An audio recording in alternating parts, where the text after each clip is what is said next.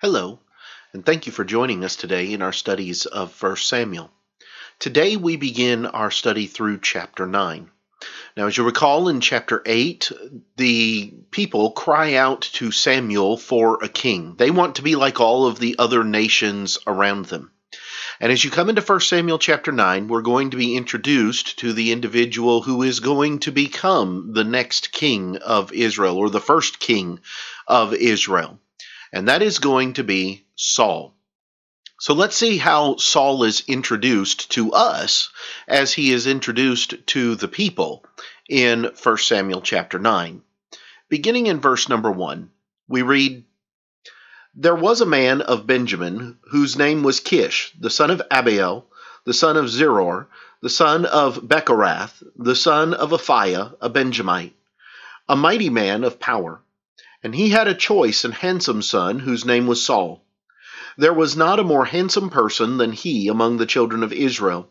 From his shoulders upward he was taller than any of the people. Now the donkeys of Kish, Saul's father, were lost.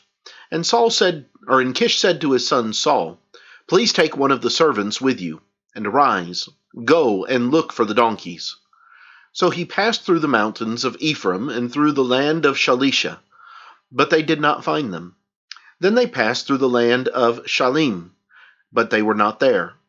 Then he passed through the land of the Benjamites, but they did not find them.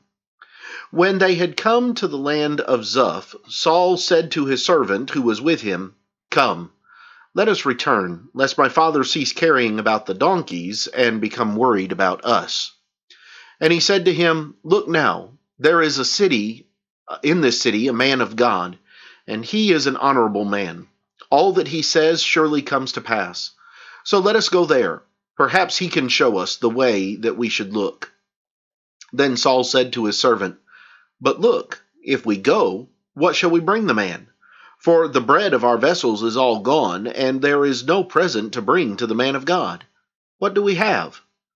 And the servant answered Saul again and said, 'Look, I have here at hand 1/4 of a shekel of silver. I will give that to the man of God to tell us our way. Formerly in Israel, when a man went to inquire of God, he spoke thus, Come, let us go to the seer. For he who is now called a prophet was formerly called a seer.' Then Saul said to his servant, 'Well said, come, let us go.' So they went to the city where the man of God was. As they went up the hill to the city, they met some young women going out to draw water, and said to them, 'Is the seer here?' And they answered them and said, 'Yes, there he is, just ahead of you. Hurry now, for today he came to this city, because there is a sacrifice of the people today on the high place. As soon as you come into the city, you will surely find him before he goes up to the high place to eat. For the people will not eat until he comes, because he must bless the sacrifice. Afterward, those who are invited will eat. Now therefore, go up, for about this time you will find him.' So they went up to the city. As they were coming into the city, there was Samuel coming out toward them on his way up to the high place. Now the Lord had told Samuel in his ear the day before Saul came, saying, 'Tomorrow about this time I will send you a man from the land of Benjamin, and you shall anoint him commander over my people Israel, that he may save my people from the hand of the Philistines. For I have looked upon my people, because their cry has come to me.' So when Samuel saw Saul, the Lord said to him, 'There he is, the man of whom I spoke to you. This one shall reign over my people.' Then Saul drew near to Samuel in the gate and said, 'Please, tell me, where is the seer's house?' Samuel answered Saul and said, 'I am the seer. Go up before me to the high place, for you shall eat with me today. And tomorrow I will let you go and will tell you all that is in your heart. But as for your donkeys, that were lost 3 days ago, do not be anxious about them, for they have been found. And on whom is all the desire of Israel? Is it not on you and on all your father's house?'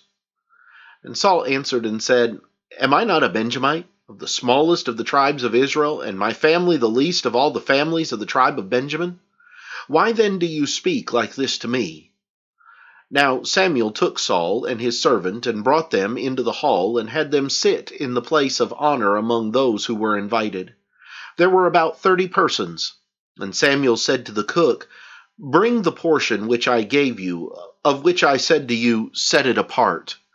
So the cook took up the thigh with its upper part and set it before Saul. And Samuel said, "Here it is, what was kept back. It is set apart for you. Eat, for until this time it has been kept for you, since I said I invited the people." So Saul ate with Samuel that day. When they had come down from the high place into the city, Samuel spoke with Saul on the top of the house.